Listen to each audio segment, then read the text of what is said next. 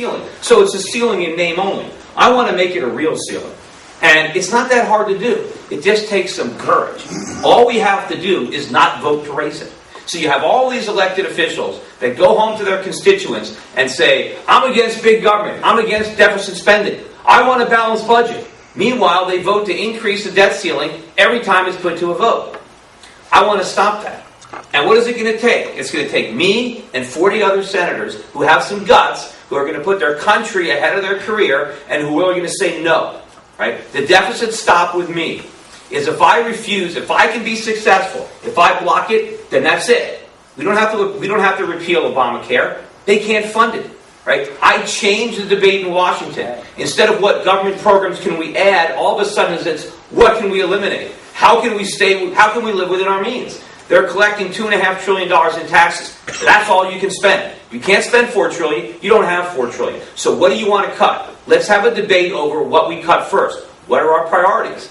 And if I can't get 40 senators, then let's vote out the ones that won't stand with me. Because then we know who wants more government and who doesn't. Who wants to talk about cutting the deficit and who wants to do something about it. Right? That's what I'm going to do. And I don't care if I'm the fall guy. I don't care if everybody wants to blame me for shutting down government. That's fine with me. Right? I don't care if I don't get reelected because I'm not going to run. Right? And you know what?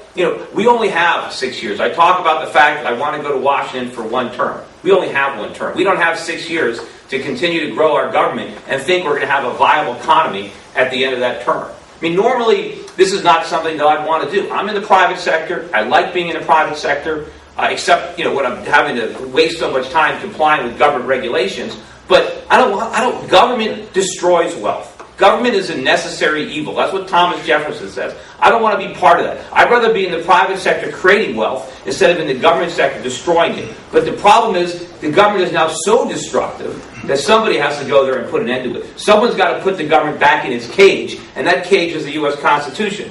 The reason that we became so rich is because the government was tiny. Our government was an afterthought. Right? 100 years ago, the government, the federal government, the state government, the local government, all three combined consumed less than 5% of GDP. We didn't pay income taxes. We didn't pay Social Security taxes, not on the federal level, not on the state level. But we still had a country. We went through the Industrial Revolution. We became the richest country with the highest standard of living that the world has ever seen with a tiny government. Now with an enormous government, they run the country into the ground, and I need to stop that before they finish the job. Anyway, let me open it up and take your questions on the issues or the campaign. Questions, anyone? Show of hand. Alan, you have a question? You haven't talked at all about what your proposal is to do with the 12 million illegal aliens already here. Never mind what they're going to... You have any... When that's discussed in the Senate, what's your take on it? Yeah, well, as far as the problem with illegal immigration, I certainly would like to have more U.S. troops on our borders instead of on the German borders. We're running a national defense. We have our troops all around the world. We're in places that they shouldn't be. I mean, when we were fighting the Cold War and the Soviet troops were on the other side of the Berlin Wall, I can see an argument for keeping a lot of American troops on our side. Sir. Yeah. That's going to keep them that aren't here yet. I'm talking to ones right in Hartford. You don't need troops for that. No, I'm talking about securing the borders. Already here. What is your plan? Well, for getting rid of illegal aliens, illegal immigrants. What is your plan, sir? One way or the other. Well, how are you going to hire them in private? Let me answer the question. The problem with illegal immigrants is, number one, they're illegal. I've got no problem with legal immigrants. So what we want to do is have a way for people to come to this country legally, but make it more difficult to come here illegally, which means we don't give them amnesty. We don't have programs where it says, well, if you're here illegally, you can all of a sudden just raise your hand and you'll get status. It doesn't mean that you sign up illegal aliens. You don't give them a voter card. You don't sign them up on food stamps or welfare.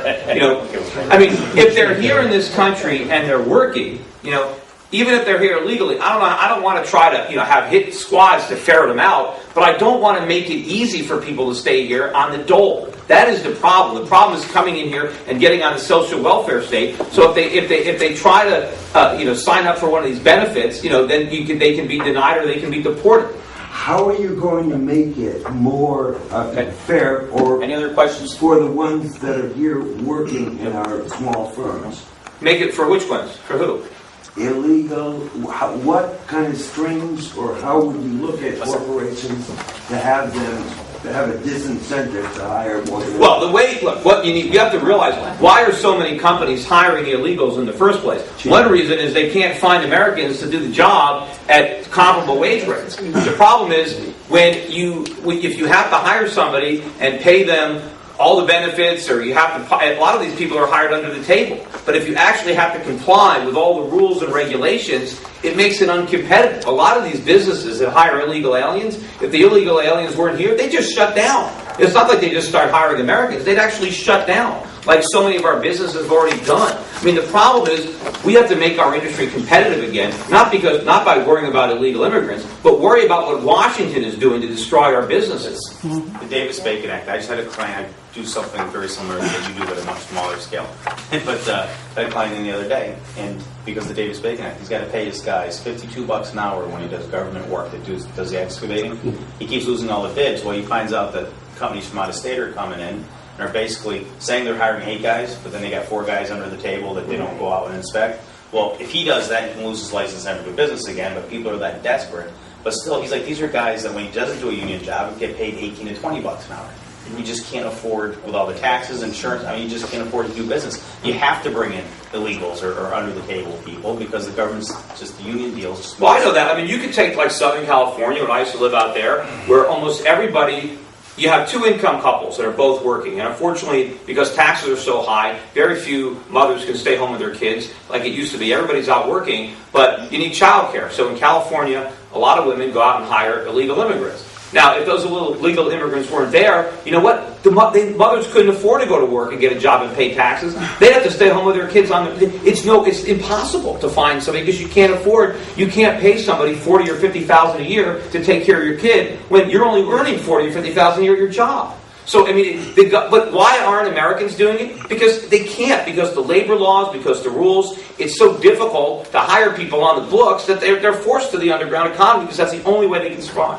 I just have one comment question. I said this to the gentleman running for Congress.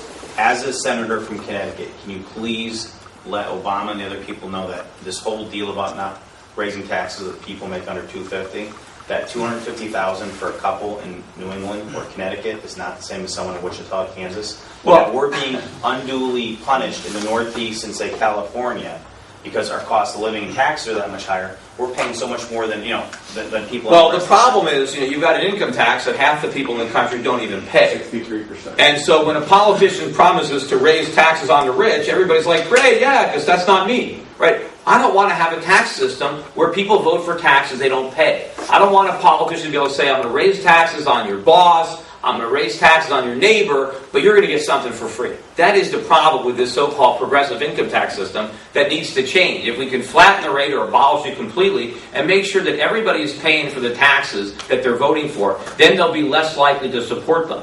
But one of the things that they're lying, see, when Barack Obama says that he's not going to tax people that make under $250,000 a year, he's lying. Because what's happening is this. We have a $1.5 trillion budget deficit right now. Where's that money coming from, right? All this government has to be paid for. And if we don't pay for it through taxes, then we pay for it through inflation. What that means is that the government prints money and spends it.